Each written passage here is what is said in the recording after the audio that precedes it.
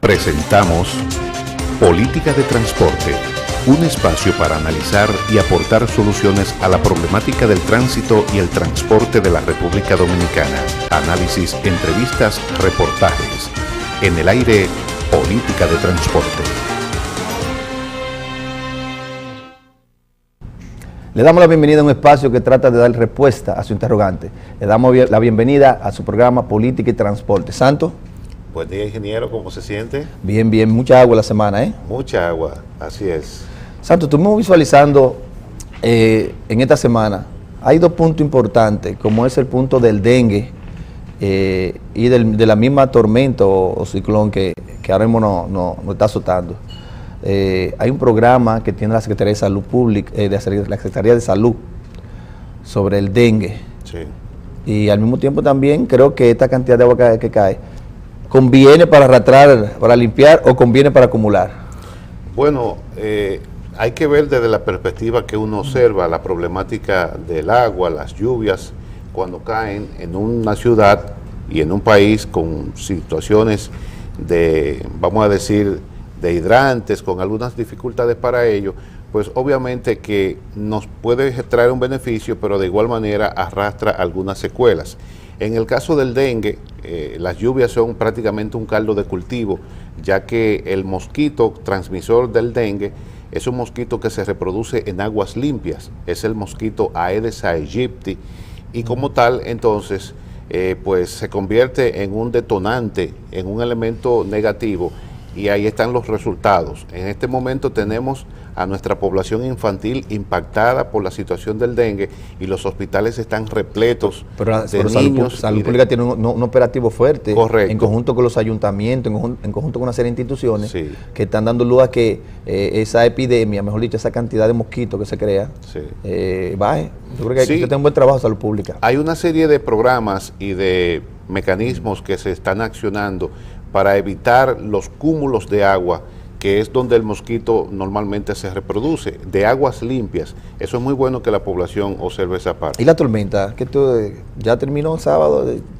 Bueno, el curso que ha venido llevando este evento, obviamente que no nos va a impactar a nosotros en términos de daños materiales, pero sí va a crear disturbios, y ya hemos visto la expresión de las lluvias, sobre todo en la parte que tiene que ver con la región suroeste, y también aquí en la capital hemos tenido lluvias cuantiosas, de manera que prácticamente yo pienso que ese va a ser el mayor nivel de afectación que va a dejar este fenómeno. En uno de los temas de actualidad, Obama le ganó a Romney el último debate.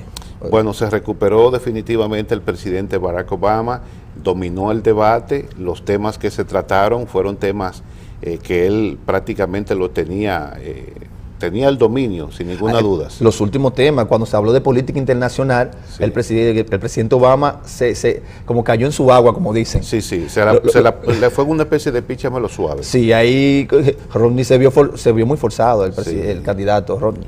Romney es un candidato de tendencia errática, y esas son ventajas que en esta oportunidad la aprovechó en demasía el presidente Barack Obama, aparte de que se preparó con un discurso no solamente con agresivo, me dijeron que estaba más agresivo, con un discurso más agresivo y con un mayor dominio de los temas. Sí, porque en el primer debate perdió. Sí, sí, toda la cadena, la CDN, CCN, toda la cadena dieron el primer debate que el presidente Obama perdió. Él se preparó, fue más agresivo en el segundo debate. Sí. Luego en el tercer debate pudimos visualizar que él entró, como tú dices, a su agua, política internacional. Sí. Romney cometió un error porque habló inclusive, en vez de pedirle a China como aliada, él decía que hay que ir más pausado con China como una futura potencia mundial. Entonces ahí yo creo que fue parte donde Obama se la lució. Sí, definitivamente nosotros nos alegramos de que el presidente Barack Obama pues haya tenido un mejor desempeño en esta oportunidad. Yo particularmente soy un admirador de su política, si bien es cierto de que él no ha podido cumplir con algunas promesas de campaña, no menos cierto es de que para nosotros en la actual coyuntura nos conviene más el Partido Demócrata que el Partido Republicano en el poder. Así es. La reforma fiscal, Santo, ya está en el Congreso. Bueno, señores, dicen que está donde debe estar. Bueno, definitivamente será el Congreso ahora quien tendrá la última palabra. Ahora, lo que nosotros esperamos en términos de aspiración es de que se llegue a un consenso, se confeccionen, se corrijan algunas cosas, si hay que corregirlas, pero que no se gravite al pueblo dominicano, sobre todo a nuestra población más sensible, a aquellas familias que devengan salarios reducidos. Ojalá que no sean impactados con el mayor esfuerzo, con el mayor sacrificio de esta reforma fiscal. Vi esta mañana que Agripino Núñez decía que no hubo rotura. Yo creo que hubo rotura, porque el Consejo Social Económico, veo como que la sugerencia que da es de recorte, pero no dice dónde hay que recortar. Bueno. Bajen a 410 mil millones, sí, pero no te da la fórmula. No, o sea, tú dejas de pagar la tu universidad, dejas de pagar la electricidad, un ejemplo de tu casa, no te dice la fórmula cómo hacerlo. Bueno, es cierto, ha sido sujeto de críticas el Consejo Económico y Social. Estoy citando a Temístocles Montá, el secretario, sí, el ministro de Planificación y Desarrollo. Yo estoy citando lo que dijo él. Correcto. Bueno, se trascendió ciertamente de que hubo una ruptura en el diálogo que se venía desarrollando a lo interno del Consejo Económico y Social. Ahora, nosotros quisiéramos que ya en la instancia desde el Congreso, pues, se logre, ¿verdad?, implementar las medidas que se vayan a aplicar en esta reforma tributaria, pero reiteramos que no se afecten a los sectores sensibles. No se va a afectar porque recuérdate que se sacaron todos los productos de consumo masivo, como el arroz, la habichuela, 29 y pico de productos. Ahora ya se sacaron y el gobierno está claro de que eso no se va a afectar. Ahora, esta reforma fiscal, para ser objetivo, va a llegar con un escenario de mucha resistencia de parte de una diversidad de sectores. El caso de Zona Franca, el CONEP, grupos empresariales, grupos también de sindicatos. Va a haber una especie de resistencia, pero nosotros esperamos de que se pueda llegar a un entendimiento entre las partes. Recuérdate que es eminente la reforma fiscal, porque sí, ¿de dónde tú vas a sacar el 4% que tanto exige la sociedad? Son 36 mil millones de pesos que se necesitan para llegar a los 99 mil millones del 4% de educación. Cierto. Y una serie de demandas que hay y de compromiso, como sí, son las tan detendidas. Ya yo lo dije en el comentario pasado, en el programa pasado. Al igual los 43 mil millones de pesos para la CDE que hay que buscar. Sí. Y te menciono una serie de factores que la reforma fiscal, para que no haya, el déficit va a bajar a un 3%, porque el déficit se va a mantener el año que viene, pero va a bajar a un 3%, sí, según informaciones del economista y conocedores de la materia. Pero vamos a dejar eso ya, que el Congreso decida, como en efecto va a decidir. Que sea el Congreso que tenga la última palabra, y ojalá que esto pueda entrar cuanto antes para que el gobierno pueda cumplir con los planes sociales y con las promesas, correcto, de campaña que vertió desde el momento mismo en que fue investido. El presidente se comprometió a cumplir con una serie de programas para beneficiar al pueblo dominicano. Que sin eso no se puede hacer. Televidente, amable televidente, nosotros tenemos en nuestra entrevista central, tenemos al ingeniero, profesor Onésimo González, quien va a estar con nosotros hoy hablando de temas interesantísimos en materia de transporte y de tránsito. Pues sí, que no nos cambien y regresamos en breve. El aire, política de transporte. Bien, y como le prometimos, en nuestro invitado especial, nuestro invitado central, tenemos al ingeniero Onésimo González. Ángel. Bien, Cava, aquí estamos en su programa Política de Transporte. Para mí es un honor tener aquí como invitado especial al ingeniero Onésimo González. Soy de los que creo que el día que se escriba la historia del transporte, al ingeniero Onésimo hay que dejarle una página en grande, porque ha hecho bastantes aportes. Ingeniero, siempre iniciamos preguntándole a los invitados sobre la historia de cómo se vincularon al transporte, pero en el caso suyo yo lo voy a hacer diferente. Yo quiero que usted me hable de cómo se preparó el proyecto de reorganización del transporte en la ciudad de Santo Domingo con lo que fue la Oficina Nacional de Transporte Terrestre, ONATRATE. Sí, fíjate, nosotros en lo personal nos integramos a la parte, el transporte es una pasión. Nuestra tesis fue estudio para la reestructuración del transporte en la ciudad de Santo Domingo en el 1978. 7, 8. Fruto de eso, muchos de ustedes estaban muy jóvenes, algunos no habían nacido, yo creo que el 40% de la población que ve tu programa no había nacido todavía. Y fruto de ese trabajo, nosotros empezamos a laborar en la Dirección General de Tránsito Terrestre y de ahí nos capturan para dirigir la parte de planificación de transporte en la Oficina Nacional de Transporte Terrestre. La Oficina Nacional de Transporte se estructura en base a un decreto. La misma situación de crisis actual con unos 500 minibuses de 26 pasajeros y nosotros como encargados de planificación, a la sazón el ingeniero Federico Milciades Pérez Polanco, su director, se traza un programa de estructurar todas las rutas y se empiezan a comprar los vehículos, los carros de concho en esa época. Se capacitan los choferes, se le ponen uniformes, los salarios, los niveles de salario. Un ingeniero en obra pública en esa época cobraba 350 pesos, que eran equivalentes a 350 dólares, 400 dólares. Y un chofer de Onatrate ganaba 400 dólares. Es decir, había una parte de valorización de la persona. Se establece aquí el sistema de transporte masivo en la ciudad de Santo Domingo y en la ciudad de Santiago de los Caballeros. Nos tocó ir a reestructurar o a estructurar el sistema de transporte público de la ciudad de Santiago de los Caballeros como director de planificación.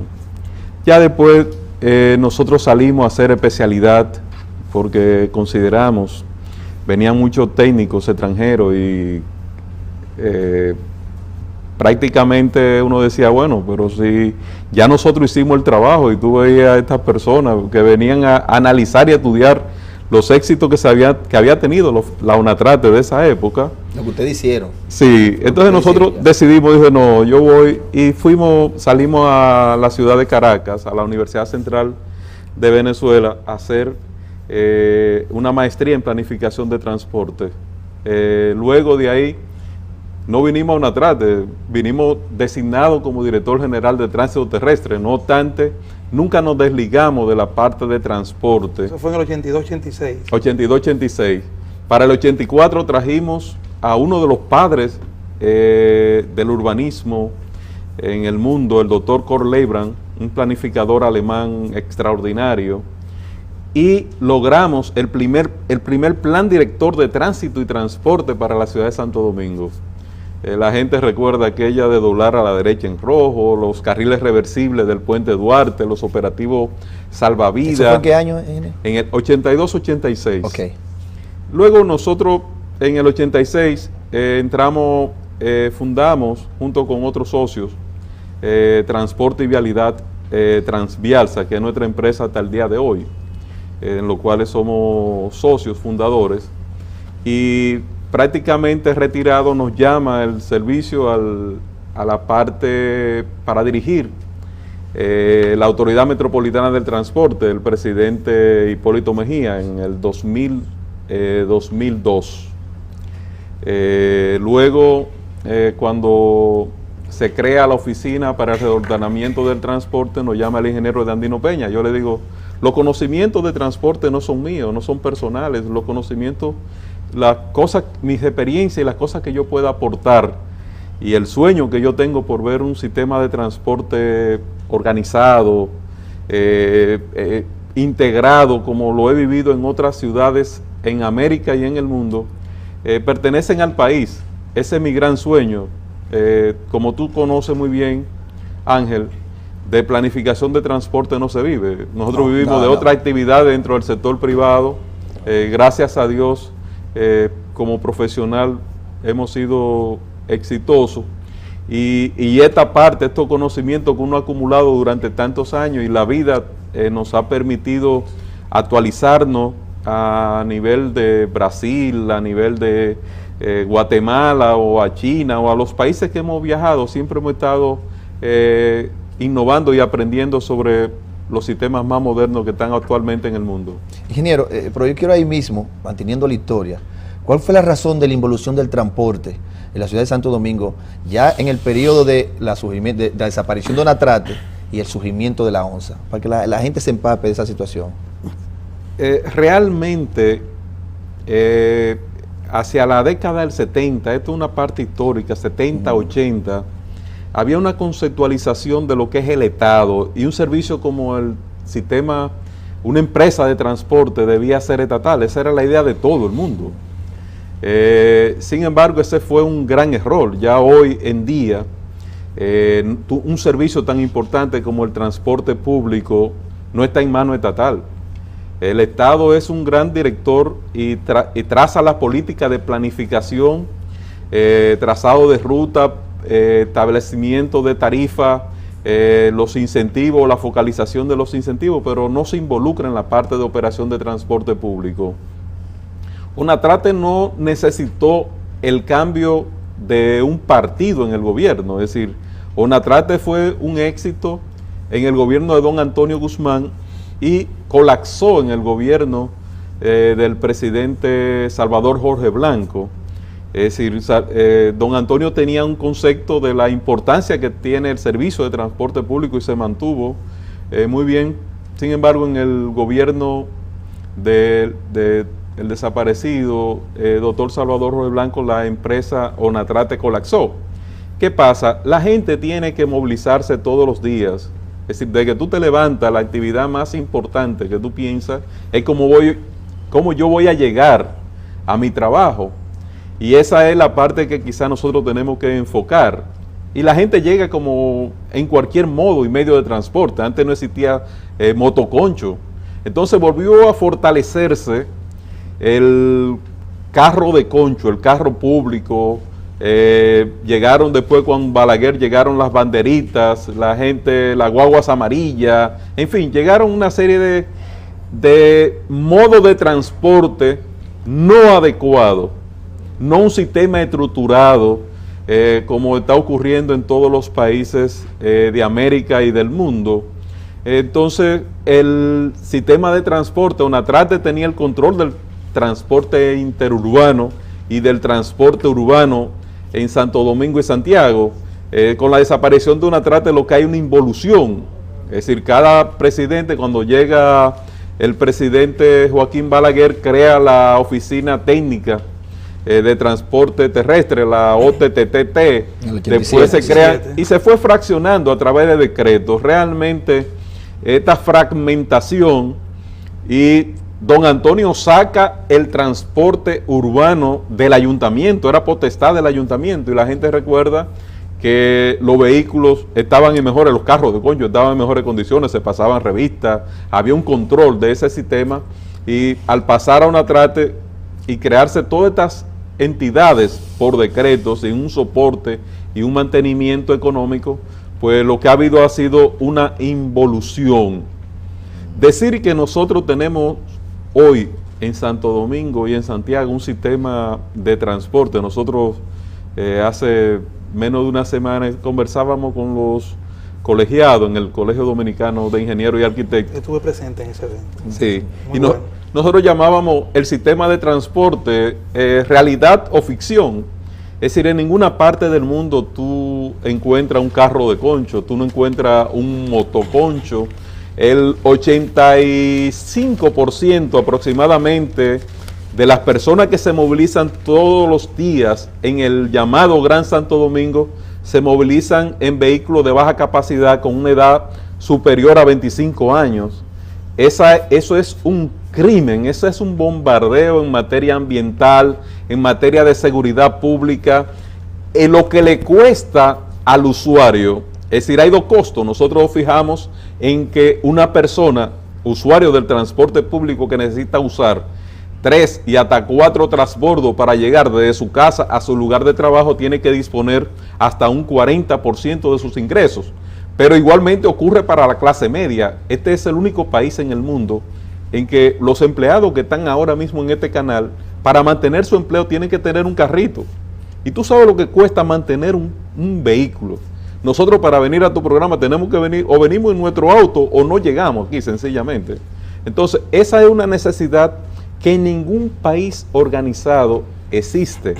Y eso es lo que yo quisiera, cuando nosotros hablábamos con los ingenieros, los colegas del CODIA, decíamos, es un sueño ver en los programas de gobierno y en la conciencia de nuestro político poner sobre la mesa la importancia que tiene un sistema integrado de transporte en la economía. Es decir, se habla de la reforma fiscal, han habido muchos discursos, pero en ninguna parte, por ningún lado tú encuentras... Pero es cierto, no hay ningún lado está el transporte. En ninguna parte. Eso es cierto. ¿Y qué tú tienes en la calle? Es decir, ahora mismo hay cantidades de personas bajo lluvia, la gente tiene que perder un promedio de 2 horas diarias para llegar a su lugar de trabajo, levantándose de madrugada. Profesor, por lo que se puede ver entonces que cada vez que viene un gobierno, viene con un nuevo modelo de transporte, no se le da continuidad, desaparecen los modelos exitosos. Entonces, yo quiero preguntarle, ante el éxito de los BRT, Curitiba, Transmilenio de Bogotá, ¿qué pasó con la ONSA en Santo Domingo? ¿Qué pasó con los carriles exclusivos? Fíjate, cuando se crean los carriles exclusivos, realmente aquí nosotros creamos los carriles exclusivos de manera equivocada. En esa época quizás tú podías copiar de Curitiba. Tú sabes que los llamados BRT, que es el Bus Rapid Transit o plataforma exclusiva para los autobuses, van en el centro de la vía. Si usted se ubica en la 27 de febrero, en la John F. Kennedy, o en la Winston Churchill, o en la Abraham Lincoln, o en la Estrella Sadalá, hablando de Santiago, usted coge los 2 carriles en la parte adosado a la isleta central. Y esos carriles son exclusivos para la movilización de autobuses con grande capacidad. Son los llamados, los famosos BRT. Todos los ejes centrales, porque los BRT no es que tú llenas la capital de los BRT, sino van por las grandes avenidas. Puede ser la John F. Kennedy, la 27 de febrero, la Luperón, avenidas que tienen condiciones, Winston Churchill o la Abraham Lincoln. Entonces, esos BRT se comportan como si fuera un metro, con estaciones. Los BRT funcionan de manera continua. De 12 kilómetros que transita un autobús en la 27 de febrero, en la John F. Kennedy, aumenta su velocidad a 25 kilómetros por hora. Así es. Entonces, tú haces un sistema integrado, es decir, primero las personas entran al BRT de manera sin subir ningún tipo de escalón, sino es un metro superficial lo que realmente funciona. Es el caso de Guatemala, pero lo más increíble que yo te puedo confesar a ti es que, y es una pregunta que yo le hago a ¿ustedes consideran que el gobierno necesita buscar dinero para mejorar el sistema de transporte en la República Dominicana? No. Es decir, esos sistemas funcionan de la siguiente manera, y yo voy a tratar de explicárselo con el modelo de Guatemala o el modelo de Guayaquil o el modelo ahora mismo se está estableciendo el SUBE en Argentina, que tenía subsidio de los combustibles a los transportistas, igual que Santo Domingo, con las tarjetas inteligentes. ¿Qué pasa con ese sistema de gestión de cobro? Por ejemplo, y los transportistas muy bien lo saben, alrededor de un 40% de los ingresos, de las recaudaciones de un propietario, de un inversionista en un autobús, desaparece. Ocurre en ONSA, ocurre en el sistema normal de microbuses, minibuses, y ocurre en Cuba también, que los taxis son del Estado y los cubanos tuvieron que decirle, mira, llévate el taxi y tráeme una partida, porque el dinero no llegaba completo. Tú estás poniendo gente con muchísimas necesidades a manejar dinero en efectivo. Entonces, para que ustedes tengan una idea, tú tienes en el Gran Santo Domingo, tú tienes una demanda de 3 millones de viajes. A 20 pesos son 60 millones diarios de pesos diarios. Así es. Cuando tú lo multiplicas por 20 son 1.200 millones de pesos. Y cuando tú lo multiplicas por 12 son 14.400 millones de pesos. ¿Qué pasaba en Guatemala, por ejemplo? ¿Qué pasaba en más de 180 países, en Guadalajara o cualquier país de América que ahora mismo ha establecido su sistema integrado de transporte? O que ese dinero, en vez de manejarse ese efectivo, lo que va es a un banco a través de un sistema fiduciario. con esa tarjeta inteligente, como se compra una tarjeta en el metro o una tarjeta telefónica, que no es nada misterioso, eso da la garantía, le da el aval a la inversionista privado para financiar la flota. Cuando Rafael Albuquerque, el ex vicepresidente, se reunió, por ejemplo, con Álvaro Colón, tú estabas en esa reunión, Ángel Segura, Sí, sí. ¿y qué le dice Álvaro Colón?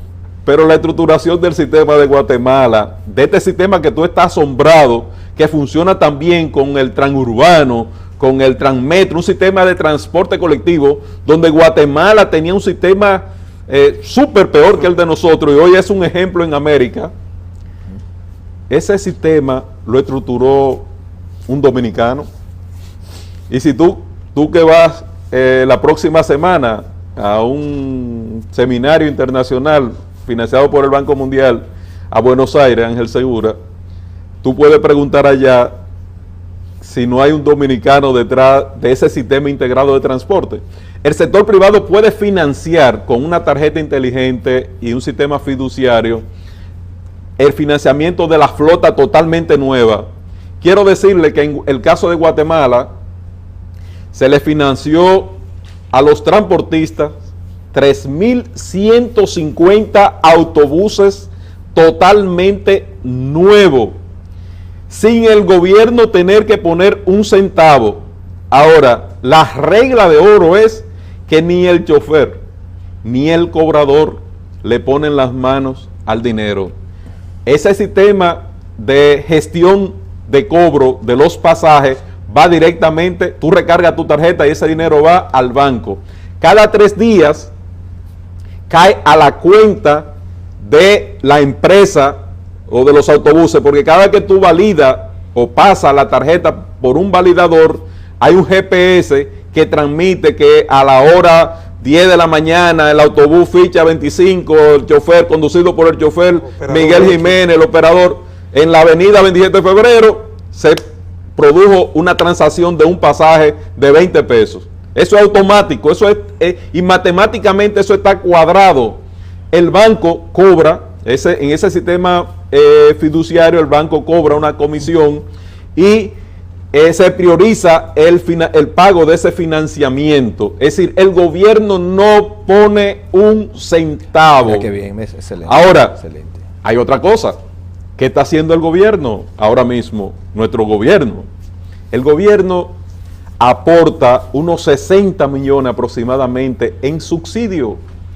Yo lo que planteo es simple, y esto lo expusimos muy claramente con una tabla matemática.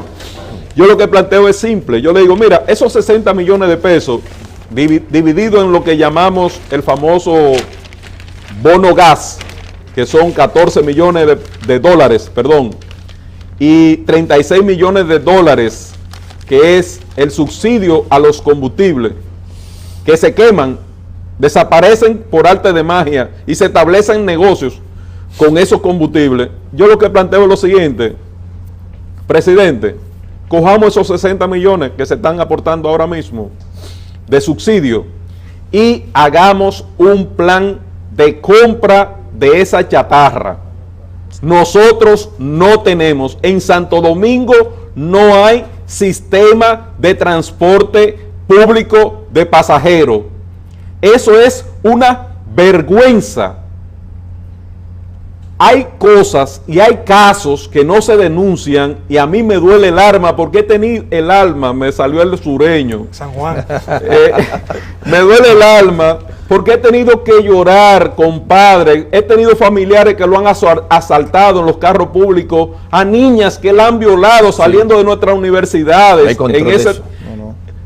Óyeme, madres con 5 y 6 hijos, tú que estuviste en la OTTT, que mueren en un motoconcho. El 60% de las 4.000 muertes en accidentes de tránsito se produce por ese sistema fatal. Entonces, nosotros no podemos pretender que ese sistema tú lo vas a doblegar. No, hay que establecer un sistema de compra de esas unidades de manera digna. Yo planteo $8,000 por un carro público. Tú le compras la ruta y le compras la unidad.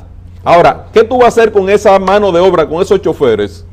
Esos choferes hay alrededor de un 50% que se incorporan al nuevo sistema de transporte masivo. El otro o van para pensión o ponen un negocio, en fin, hay diferentes formas de tú emplearlo. Ahora, eso tú no lo puedes hacer en un año. No. Tú tienes que hacer un plan de 5 años, es lo que yo planteo. Ya está 10 Y años, simultáneamente, esos choferes, esos transportistas, aquí hay 200 sindicatos, 205 sindicatos para ser más preciso en la ciudad de Santo Domingo y 12 federaciones. Señores, hay que convertirlo en empresas de transporte privado. Profesor. Yo sé que hay anuncios, que hay... Pero está bueno el tema. Sí, Profesor, claro. como le dice Ángel, el tiempo de la televisión es oro, pero tenemos que complacer a nuestro Seguro. anunciante.